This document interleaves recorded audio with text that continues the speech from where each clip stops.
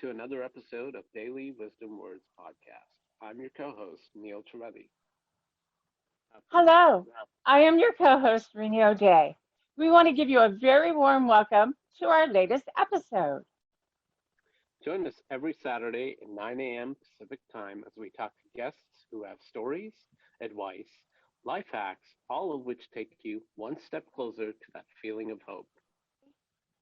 Today, we are joined by certified somatic experience practitioner, yoga instructor, and Reiki practitioner, Sharon Laflamme.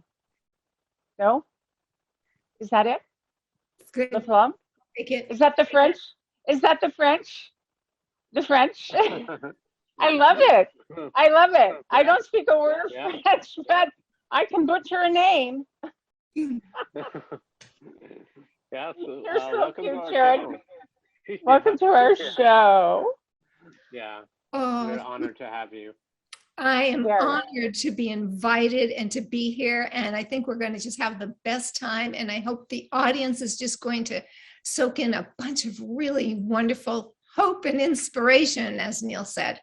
So I'm glad to be here. Thank you. Oh my God, I love her. Yeah.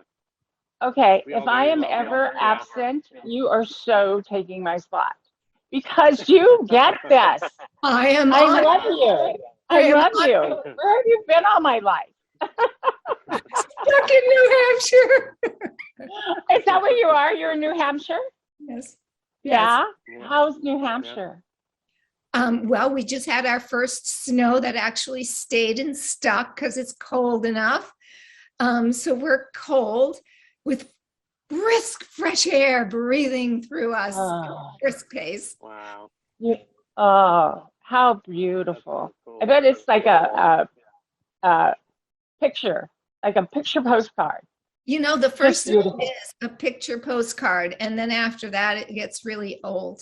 I know. I know, right? The first snow is the best. Yeah. And after that, it's like, okay, you can go away now. But Yeah. snow for Christmas is what we all dream of. Yeah, For so sure. true. So, Yeah, so before we get started with questions, there's something very unique that we noticed about you on Twitter, and that's your handle, right? At Toothbrush Yoga. And we were just wondering, what's the significance behind that? How did you come up with such a unique handle? Oh, wow. You know, thank you for asking that. When I started to go on Twitter, it was because I wanted to bring out to the world my YouTube channel, which was all about, at the time I was just doing yoga. It was probably 5 years ago. And I was learning my somatic experiencing practitioner for trauma. So I was putting out yoga tips that you can do in your bathroom while in front of the mirror brushing your teeth. And almost everything that I put out was that. And I put out a bunch of series on, you know, me in the mirror for loving yourself and different things. But most of it was things you would do in a minute or two in front of the mirror. And there were tips. And that's how I started the Toothbrush Yoga series. And that's why I named that for Twitter. So I love it. Oh, That's an interesting, really interesting story. So, yeah. can you tell us a little bit about the somatic experience that you teach? yeah, and it's actually a therapy for resolving trauma. And I love to work with people with childhood trauma. So it's a little different than traditional therapies. And I love to explain a little bit about trauma if you'd like, because people don't understand that trauma is not an event. It is not something that happened. It is how your nervous system responded to what happened. So, and when a nervous system is overwhelmed, too much, too loud, too violating, there's so much electrical energy because our entire world is waves and our emotions are waves and the electrical system in our nervous system is waves. And when the waves become so great that the nervous system can't handle it in a person, then it's overwhelmed and the emotion can't complete and be done. It gets stuck somewhere in the body. Mm-hmm. And that is trauma. So for a baby or a young person whose nervous system hasn't matured, it's really easy to be traumatized and not complete those in waves of emotion. And it happens to everybody, but it's a little different understanding because this all happens in our autonomic nervous system. So we have no conscious ability to change this, just like you can't change your teeth chattering and your body chattering in the cold, or a startle reflex, or say stop digestion, I'm done here, or don't, my heart. This is all done automatically without conscious awareness. And most of what happens in our nervous system is done unconsciously. There's the ability of the nervous system to neuroceptively and interoceptively connect with their outside world and determine if we're safe or not, because our nervous system has been put on board with a parasympathetic state of rest and digest, and we have a sympathetic drive of rising up to a mobilization, threat response, fight, and maybe even a freeze, functional freeze. But in the parasympathetic state, where we really want to be living with our most vital energies and calm aliveness, most of us don't live there. Most of us live somewhere up in a stress-filled state now. It wasn't something we necessarily created, but interoceptively, we have these nervous systems that say, am I safe when we're first born? Am I safe? Can I connect to this person so I can survive? Or am I not?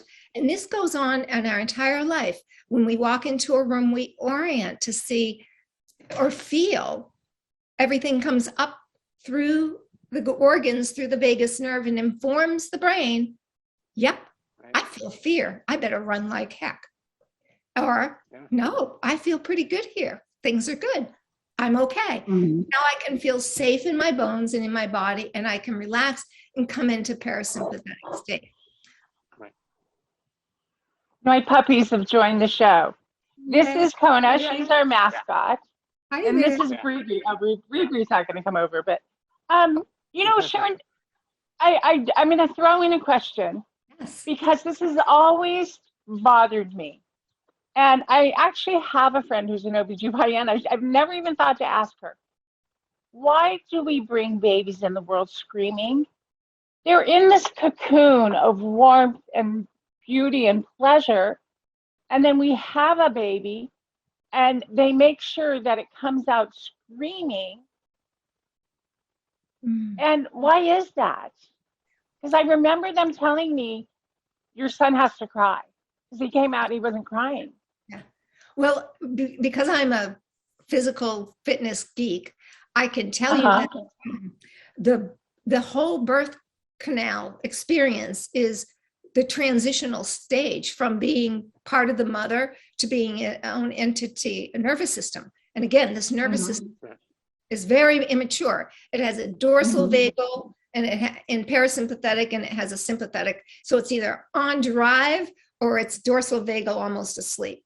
But this nervous system started at 3 weeks old. So it can, 3 weeks in the womb. So it can be traumatized in the womb.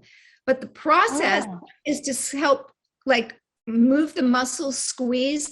The lungs and the heart have to change completely over so that they can take over their own lungs because they've been using mom's blood and mom's lungs and oxygen.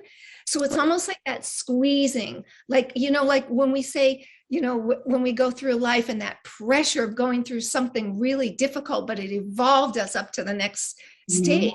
And it's kind of like an evolvement, but there's this physical aspect of working those muscles, squeezing out the lungs. It goes through the microbiome of the pelvic canal and everything and gets inoculated with really wonderful microbes and germs and everything.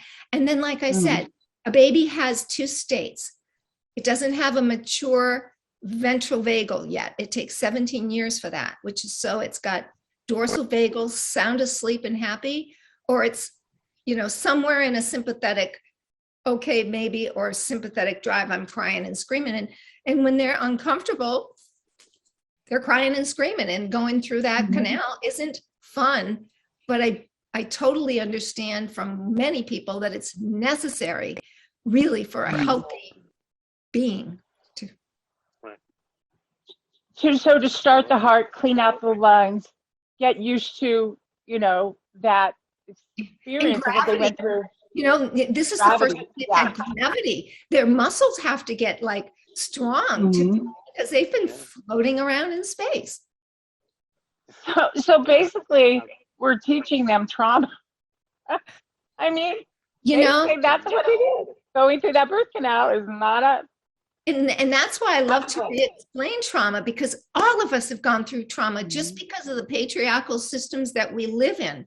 We are traumatized.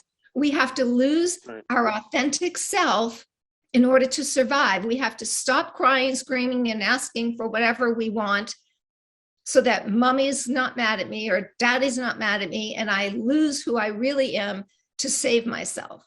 And that's the beginning of trauma, just in a real easy way. It happens. Well, parenting has changed so much from even when, we had children. Mothers right now are very, they're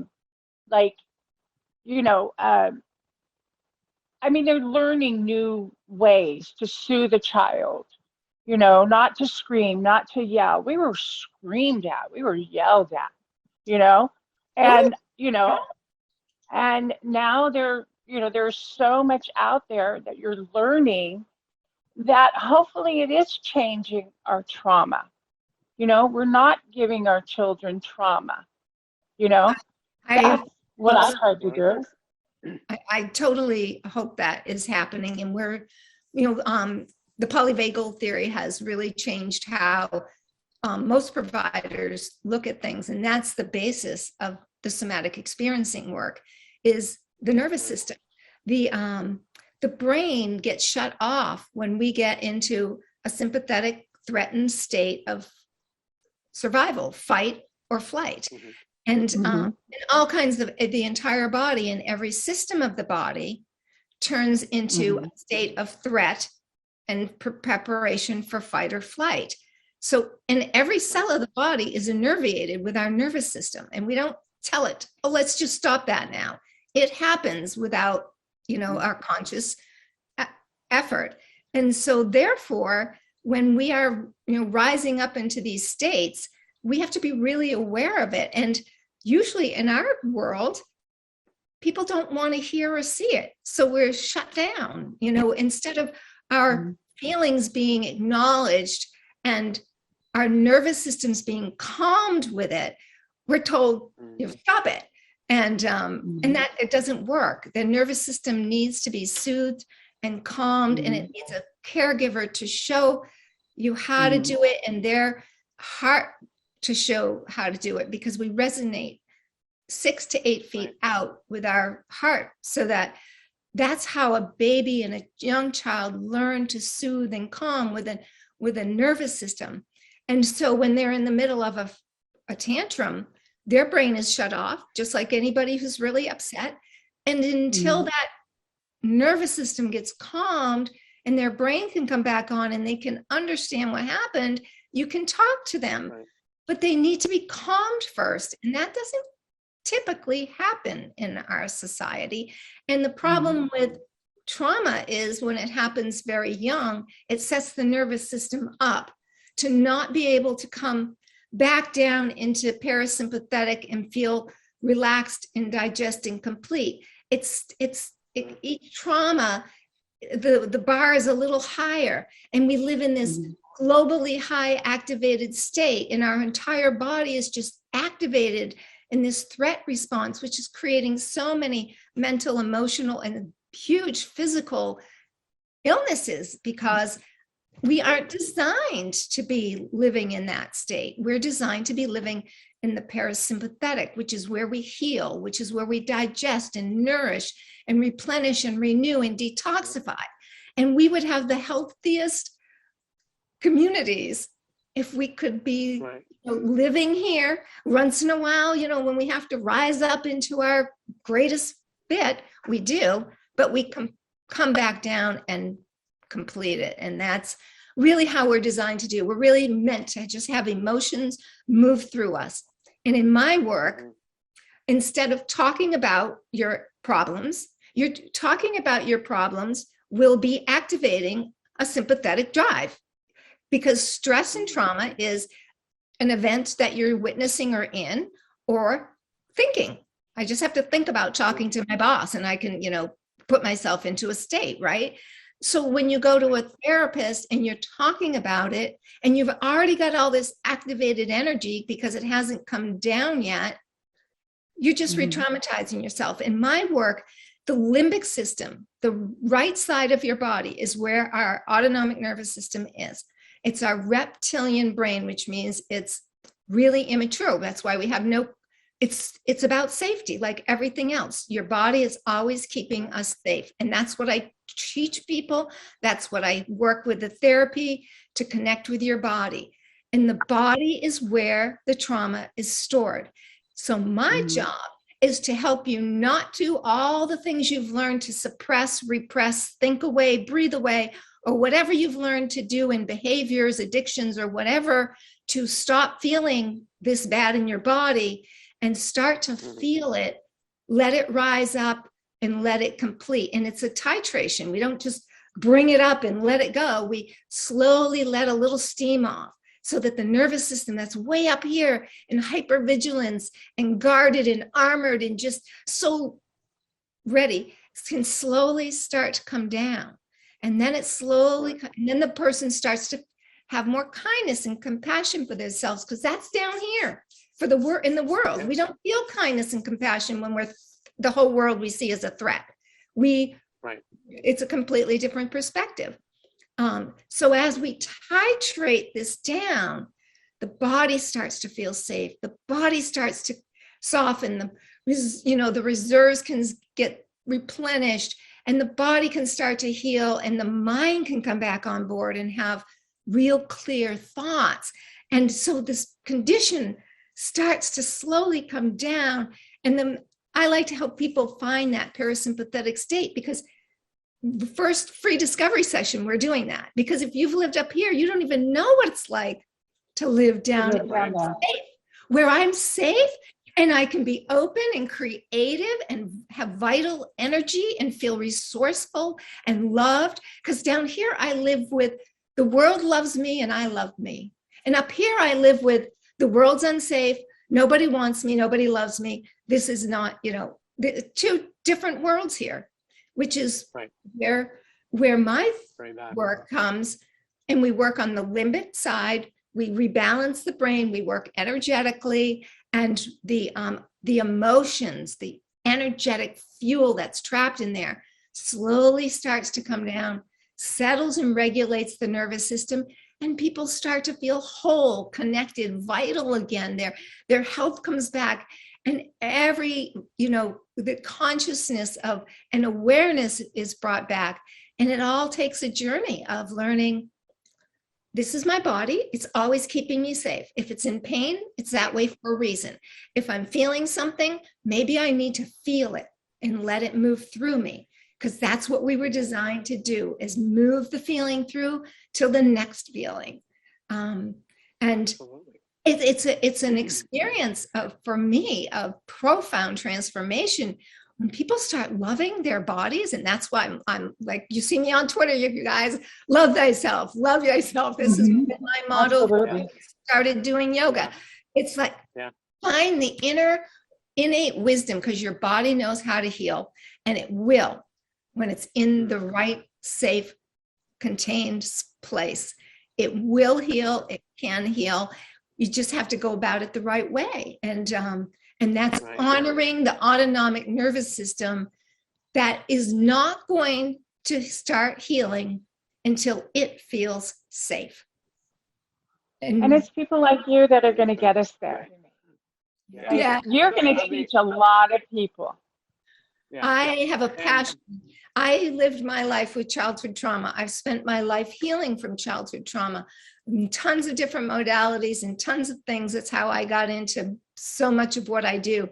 And it is so profound that I just am passionate to help people feel better in their bodies, come into the wonderful place that they were meant to be, not living in this world of fear and stress and anxiety, because we don't get anywhere there. We just get sicker.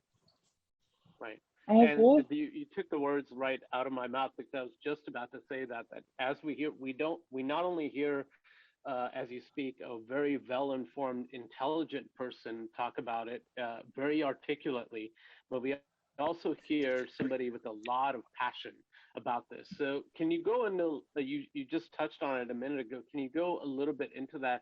What was your background like, and what interested you in getting into this in the first place? Well, it was really my journey, Neil. I mean, I grew up in a family. I was born into a family of alcoholics, mentally ill, living functionally.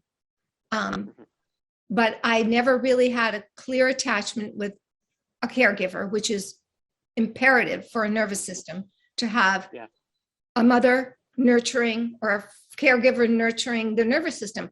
Otherwise, I'm living in a frightened state all the time, which I did my entire life. I was sick all the time with earaches, abscesses. I had ulcers in first grade. Medical people just gave me drugs, tranquilizers, antibiotics, whatever. Yeah. I lived so sick in a sick place. I knew my family was sick. And the gifts of this is I was an empath, and I was intuitive, because I knew I could not believe, and I've loved human behavior, and I've healed people my whole life because that's been my passion. But I knew what people are going to do before they do. And I had to trust my intuition, because I couldn't trust what came out of alcoholics' mouths. And so I learned very early how to understand and learn energy. And the very first caregiver things that I attached to were my cats. Like mine, I had cats. Those were the people that accepted in me, loved me unconditionally, and gave me the gifts that I needed, because I didn't get them from my family. So when I was young and probably 18, I got out of there, and I knew there was a healthier way. I started running before running was cool. I started not eating sugar, and I started, eating whole foods. And I started just changing my whole life, because I knew in my gut that there's a better way to live, and it's not like they were living. And I gave up trying to heal and save them. And I said, I'm saving myself. And then I started teaching aerobics before aerobics was mainstream.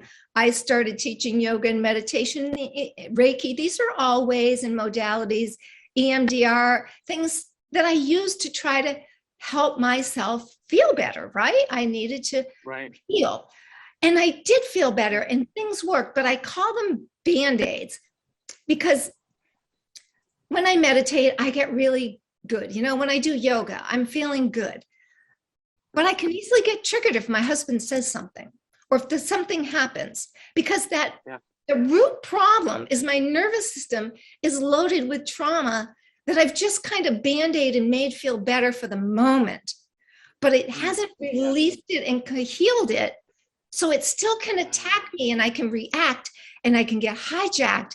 And I still whoa, 3 days later, I'm still upset about it. With a resilient nervous system, like the other day, something happened, within an hour, I was back down to myself.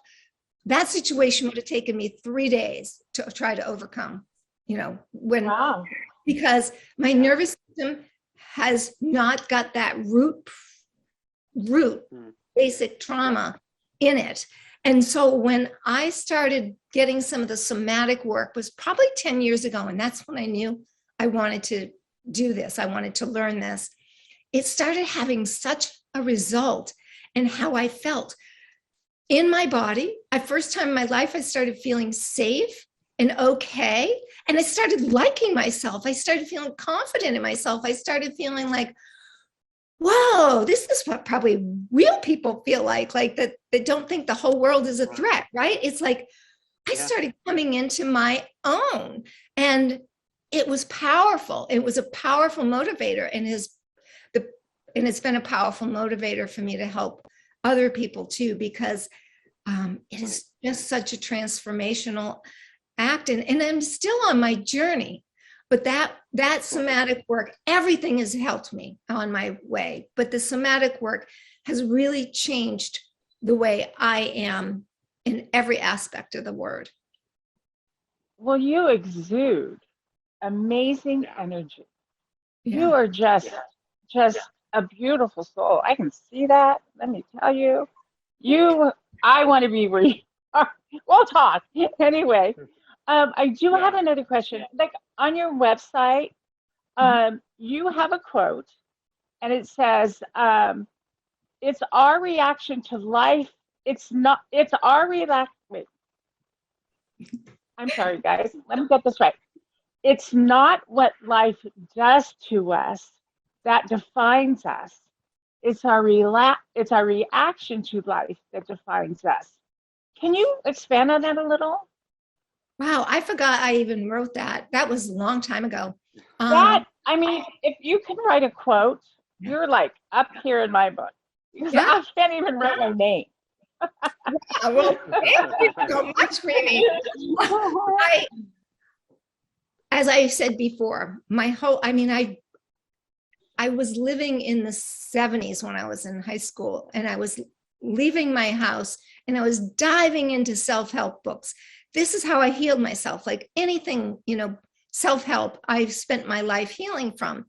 And I recognized really early on with my ability to really feel energy and know what was going on behind what people would say, right? It would be like, you can say this, but your energy says a different thing, right? And people know that, it's not this mind that we think is so almighty powerful that determines our behavior. In fact, it has nothing to do with our behavior. Or we would all just think I'm rich and think I'm thin and think I'm healthy and think I'm this, and we would just have it. But it's not that. And so my quote kind of refers to, in my opinion, we are the most powerful electromagnetic being there is. Right. And what comes at us, we have a choice on how we're going to see it, feel it, sense it, react to it, or how it is going to affect us. And that's kind of what I mean with that, I think, is that, there's perspective changes and we have way more power. But when we get in our victim mentality, and as soon as we feel threatened, we're now in a victim role. And as long as we're there, we don't understand the powerful stuff we can have and have control over. That's amazing. I love that. I really do. Yeah. It's how you react.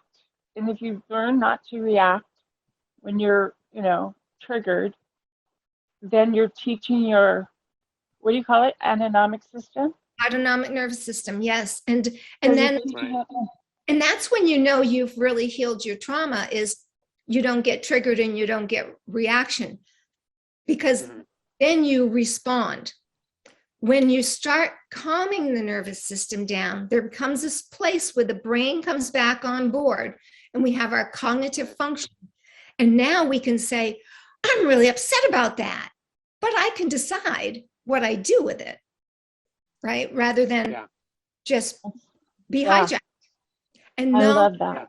Those are the differences there, because this nervous system is about keeping us safe. And darn right, anger, I love anger. It's one of our most wonderful things. It lets us know if we've been violated in some way, mentally, physically, emotionally, a bit. We've never really been taught how to deal with it, because most of us are dealing from a traumatized anger, and we're afraid of it instead of understanding that everything is about keeping us safe and keeping us whole. And our whole body responds with that. And that's what I help teach people, is what are you noticing in your body, and what are you feeling, and where are you feeling it? What do you think it is? let's really play this out. So you start to know, wow, when I start to feel anger, I start to feel this in my stomach, and my hands start to feel this. And now you can start being aware of when anger shows up before it's shown up and has hijacked you. Yeah. And it's funny, you mentioned that, like, we had a couple of episodes ago, another guest, a therapist, who said pretty much the exact same thing that you just said. So I was kind of fascinated by it, because even the wording she used were like the same. Okay, identify where you're feeling your anger and why are you sad? Where are you feeling it? And then go from there. So it just kind of reminded me that it's like you said the same thing. That seems to be a recurring theme, right? That identifying the root cause of what we're feeling and why we're feeling it, right? Rather than just, do the whole pharmaceutical thing, or I'm feeling this, so I'll just take something, a pill that numbs me. It's more about looking inside and getting to the root cause of it. And with my work, the trauma teaches us to disassociate, numb, disconnect, because it's too painful. Especially when we have it in childhood. It's so painful, so overwhelming, and we don't know what to do with it. And we're usually quite afraid. And so it's scary. So we've learned to disconnect and disassociate. And we've learned, a lot of people I work with, have dissociative as well as totally numb out. These are all normal ways a nervous system deals with too much overwhelm. So really, it's hard for somebody to start when they haven't been able to feel. It's scary and it's hard because they've learned so well how to shut it down, cut it out, and not feel it. So it's a process. And again, Neil, this does not happen if you aren't safe. That's my biggest thing. Is I say to people, you need a place in your home where you're safe. You won't be disturbed. You need to practice bringing your nervous system down into parasympathetic so that you can start to feel safe. And when your body starts to feel safe, you can start to feel. But if you're in a threatened and I'm unsafe place, no work is going to happen. No. Where have you been all my life? Hello, New Hampshire. You're wonderful. Thank you. Yeah. Well, thank you. That's so complimentary. And see, now I could have never received that compliment, Rini, even probably 5 years ago. Oh, really? No. Yeah. Because I grew up in a very critical, sick household. And I could not have received that. And now I'm just letting it soak in. The other thing, you know what? We also have to feel all this trauma to heal, but we also have to learn in balance. And it's part of the homework I give. Start to notice when you feel good and stretch it out. Let it soak into your body. Let it know how it feels when it feels good, because it's okay to feel good. And start to teach that nervous system, I can feel good, and bring it right in there and soak it in. And when we find that really decent state of real meditation, and I help people and I guide them with that, and I'm like, let's just stay here for as long as you can and be in it. Because that's a train in the nervous system. Now we've learned this, we know how to this, and we start to build resilience and capacity. So now we know, and we have the confidence. When I start to get upset, I know, don't worry. I know I can come back down. I've done it. I've learned it. And my nervous system knows how to do it. I'm not going to be stuck somewhere and broken somewhere and feel lost somewhere. Right. Absolutely. Yeah. And it's another, you talk about all this, talk about physical and mental. You mentioned the body several times as well as the mind. And you said, well, no, it's not just the mind. So I think that's a perfect segue that in the somatic experiences, right, yoga and Reiki are included. So can you talk a little bit about that, of how these two ways are included in your treatment, and what exactly, are they utilized for, these two forms, yoga and especially Reiki? Because a lot of people talk about yoga and a lot of people talk about Reiki, but I don't think too many people know exactly what Reiki is, right? It's like the touch-based sensation. So can you go into a little bit about that, of how you incorporate these two things into your treatments? And I don't always incorporate yoga and Reiki, but I often do, but they don't know it. So with yoga, because we are electromagnetic beings, and you and I connect that way, even though we're 3,000 miles away, we still connect on the energetic pathways. And that's how someone feels safe. That's why, being within a 6 feet radius works, but we don't necessarily have to be 6 feet for that energy to work. Yeah. With Reiki, it's using the energies of the conscious fields, the collective fields, to bring in healing light. So that's how I incorporate some of it. We can send Reiki, and I often am sending Reiki to my clients that aren't here physically with me. I send them to my yoga class. Yoga is really nice because we don't only learn how to come down into more meditative states, but we learn to connect to the body in a more physical way. And it's actually helpful to press the body. So like we are afraid to feel oftentimes when we're traumatized, and it scares us. So we repress it and suppress it. So with the yoga, we push the edges. Let's move into this, find that edge of sensation that's not comfortable, but let's stay here and know that I can deal with it and I'm going to be okay. And then come out of that sensation and feel the body, and enjoy that body is now, you can tell. I just did a video this morning I'll be posting. Yeah. And it's about how we lean into gravity and we feel the body holding us up against gravity and how wonderful it is. And then when we come back to stability, the body just like goes, I'm okay. I don't have to hold her up anymore. And that's the same with yoga, but we can push those boundaries. And it's good to be able to feel that really strong sensation, because when emotions come up that are really strong, it's overwhelming. But if we've learned on a physical capacity to withstand it and be okay with it and know we can come back, it helps build the confidence. It helps build the nervous system and the physical part of the system. So it's a wonderful training ground. Perfect. Yeah. Perfect. Amazing.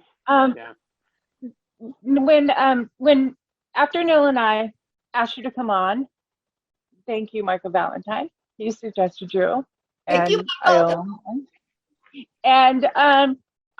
we were looking at your website, and on your website you have an ACE test, a quiz, right? Mm-hmm. Can you explain what it is and how you use it? You let me get those rocks out of my mouth. Utilize it because some of the statistics on there were quite alarming to read. Do you know what I'm getting at? So I love to work with people with childhood trauma. That's kind of my niche. So I have that ACE score on my website, because for some people, they don't recognize what their childhood adverse events, which is what that score teaches, is the things that happen to you in childhood and how they affect you. And this was done like 25 years ago by Kaiser Permanente. And because they recognized that how people were not moving through, and I think it was actually about dieting back then, but it was the people that had adverse childhood events, ACE, that really struggled with a lot of stuff. Because again, the nervous system has already been wired in a completely different way than what we would want a healthy human being's nervous system to be. So this is just merely 10 questions, but it gives you an idea. Like, well, a lot of people are 8s, because out of the 10, if you've got 8 of them, you've been really affected by your childhood and how it affects our adulthood and our mortality rate. I mean, not just health and everything, but our mortality rate is severely brought down too when we've had these adverse childhood events in our life. And it's a great way to bring awareness, because really the work is done with awareness. body awareness, being aware of how I feel and what I notice, and being aware of the surroundings and everything, just making your body your friend, your lover, and knowing that it's always keeping you safe, and having a little idea of, boy, this stuff happened to me and I didn't have any choice in the matter. Takes away guilt, shame sometimes, or at least that helps with it. Just to know that, man, I had this immature nervous system, because that's what I'll also teach. You had no control over what happened to you, and your nervous system was just doing what it had to keep you surviving. So now let's heal it and start bringing in better practices for the nervous system to keep you whole and healthy and connected. And so just brings that another level of awareness. Well, I have to tell you that growing up, I had a wonderful childhood. But after I took that test, I also have a lot of trauma. Yeah. I didn't realize I had. I did not realize I had, because I loved my childhood. But see, even that awareness. Sorry. That's what I wanted to. Oh no, you actually led me right to it, because I was going to ask about that. Is you talked about awareness. Is it possible for, because with, say, just as an example, in your case, you said you had alcoholic parents and that made you feel unwanted, unworthy, and all that. Is it possible for somebody to be in what seems like a normal home, like it's not so ostensible, whatever they're facing, the root cause of the trauma or the root cause of this feeling of unwanted, that it may not, maybe the parents weren't always alcoholics, or they weren't really abusive. What it might seem like, well, I grew up in a normal home, my parents loved me, there was no ostensible, and yet still there's that feeling of trauma or feeling of unwanted. How often do you see that, and is that something that is common to not even realize that something caused you trauma back then? I think it's way more than anybody ever realized.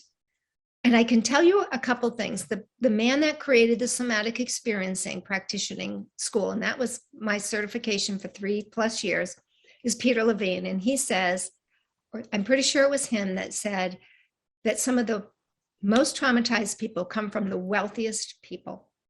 Like, you think they got it all, right? But these children are being ignored, unloved. And that's where the trauma starts, with the nervous system not having what it needs. I did a little video on Dr. Spock. I mean, not only did I have my childhood issues, but I was raised with Dr. Spock methods.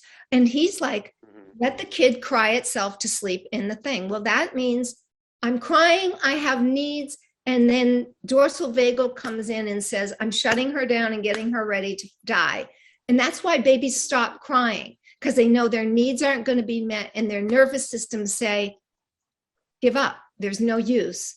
And dorsal vagal shuts in.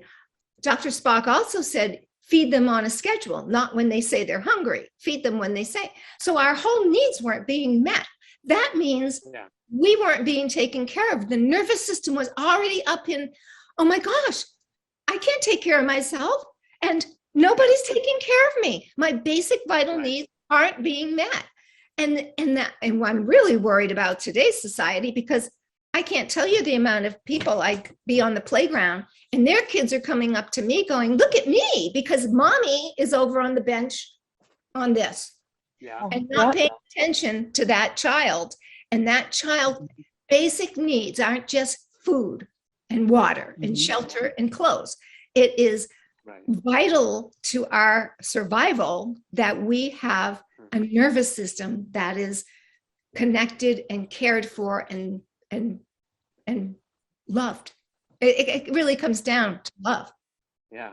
I never let my children cry themselves to sleep. I did not believe that. I always soothed them, because it's like, I don't want to go in there and cry myself to sleep. I want someone in there hugging me and telling me they love me. You know? And that's what their nervous system needed. Yeah. Also, on your website, you offer a free discovery call. Yes. Could you tell us about that? Yep. Get my phone, somebody. Get my phone. I'm calling Sharon. How can us too? I know. I'm calling you. How can we get it? How can we get a free discovery call? Yeah.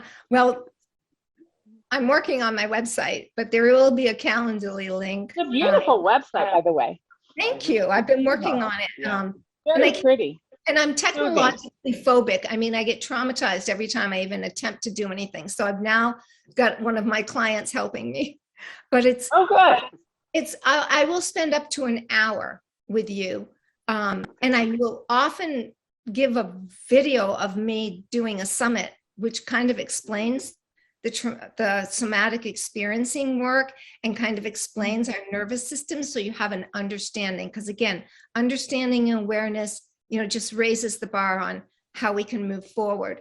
So when we get on a discovery session, I'll spend up to an hour with you explaining, giving an understanding. I really love to help people get into a really deep parasympathetic state so they have something to compare to where they've been living. And then we also do some of the work. In fact, I just had a discovery session the other day, and within the first 2 sentences, I was like, oh, could we just pause a moment? And could you just say that again? And what do you notice happens in your body when you say this? And that's part of the work, is like, let's pause, let's stop, let's notice how the body's responding, because the body needs time and energy to move. And we in our heads go into the story, and the body never catches up.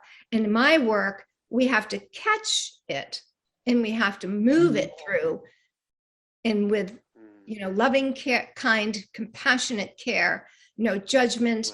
Right. And that's the other thing I'm teaching people is, no more judgment, just allow it to show up, welcome it to show up. Let's see what shows up and let it be what it is, without a story, without a judgment, without I don't know what this means. We don't have to know what it means. But in the discovery session, you get a chance to experience what this work actually means, because it's like anything else. If you haven't done yoga, if you haven't meditated, or you haven't gone ice skating, you can read about it and you might have a mental picture. But if you haven't experienced it, you haven't felt it in every sense of the word in your body and embodied it, you don't know what the work can do. And that's why, once you experience the work, hey, is this going to work for me? And I have an introductory package so that in 4 sessions working with it, you're going to know if this works, if our relationship is going to work, because that's imperative that we have a connection where this person can be safe, that they know they're being held in a safe place, and that they can experience what shows up without fear. And that is big for the work. I mean, if the work doesn't happen, if that's not there. Yeah. Absolutely. Yeah. And you mentioned, you talk about, so basically an introduction. And so what are some things that, some people can do, basic tips for life hacks you suggest, apart from, say, to supplement the therapy that they get from you in their day-to-day lives? Can you suggest some tips, some basic life hacks that people can do who are just mentally not in a good place, to maybe calm down for a while, or whatever else, just be in a better place? Oh, thank you for asking, because I never remember. My YouTube channel has transformed from basically toothbrush yoga stuff to, I've got breathing. I mean, they're short videos, under 5 minutes. Most of them are just a minute or 2, but teaching people how to do some breathing techniques, because breathing is one of the things I will teach people right off. Is the first way that the body gets informed and the brain. So the body is always the first thing to know what's going on. And 80% of the nerve fibers come up and tell the brain, oh, she's safe, we can relax. Or no, we're not. And the breath is one of the first ways to inform the brain, oh, I'm safe. So if we can start to consciously breathe, consciously the body starts to go, oh, I'm safe, we can start to come down. I have tons of breathing techniques. I have tons of short meditations, and I have tons of simple coping strategies in the somatic work, which is going to be different than change the way you think. Because we are going to change the way we think, but not until we change the body's chemistry, right? Yeah. So on my YouTube channel, there's tons, and I also have a bunch of really short, I teach trauma, which means I kind of tell you a little bit about what's happened to you or just ideas. And the biggest thing I tell everybody is you set your phone every hour on the hour and you say, oh, time to check in. Here's the awareness part. And almost every discovery session, I start with, let's check in. What do you notice in your body? Where's your heart rate? Where's your breathing? Where's your tension level? Can you notice? And as you put your awareness on your body, it often starts to calm. And then as we start being aware of it, we can start to allow it to calm, and we can let the breath be deeper and fuller. And we can start to bring the physiology down. This is the biggest training. Every hour, even if you don't have just a moment to check in, you're teaching yourself to be aware of what's happening in this beautiful body so I can start being in control and it doesn't hijack me. I love Is that. it kind of like the concept of mindfulness? Yes. Mm-hmm. Yeah. Well, Wow. Sharon, you have been a dictionary, a thesaurus, and a psychologist all in one today. So you really have. It's just been such a joy having you on. Well, it's just my honor and privilege and pleasure to be invited. I love to educate people. That is my first love. I've been a teacher of so many different things in my life. And when we educate people, they then have choices, right? And they can have understanding. And it's our body. We should know what the heck has happened to us and what's going on and have hope that there is something better There's out always there. hope. There's always hope. Yeah. And I would like to invite you back someday because I have about 4,000 more questions, but we won't go that far. But I have quite a few more questions for you. So maybe sometime next year, early in the year, February or March. I would love We that. would love to have you back. We would love to have you back on. Yeah, there's so much more deeper stuff too that we really just touched on the basics, and I would really love that. So yes, please. Well, let's do it. We will be in touch. And tell people where they can find you. I know we find mentioned you. Twitter. Yeah, Twitter, Instagram. Their website and. Well, if you get on my website, you will find my YouTube channel and my Twitter and my Facebook. What is your website? It's creatingserenitynow.com. Okay, creatingserenitynow.com. We will also put it in the description, so where people can find you. And I hope a lot of people talk to Sharon because I've learned a lot today. I will be talking to you and Neil, and we really, it was our pleasure having you on, Sharon. It really was. So, and I'm so honored for the invitation, and thank you again, Michael. Yeah, thank you, Michael. Thank you, everyone, for watching, and thank you, Sharon, for joining us today. Be sure to follow us on Twitter, Instagram, and Facebook at all the links listed in the description. And don't forget to hit like on this video and subscribe to this channel so you never miss an episode. If you want to show us a little extra love, we also have a link for donations. Thank you, everyone, once again, and we will see you right here next week at 9 a.m. Pacific Standard Time. Goodbye.